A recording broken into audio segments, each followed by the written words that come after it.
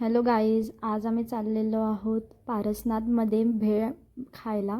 Actually आम्हाला पाणीपुरी खायला जायचं होतं, बट आम्हाला नंतर माहिती पडलं की तिथे आता पाणीपुरी भेटत नाही.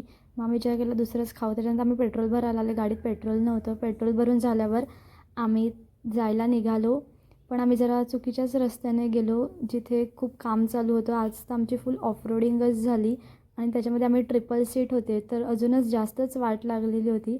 पण आम्ही विचार केला तर ज्या रस्त्याने आल्यात त्या रस्त्याने जाऊ.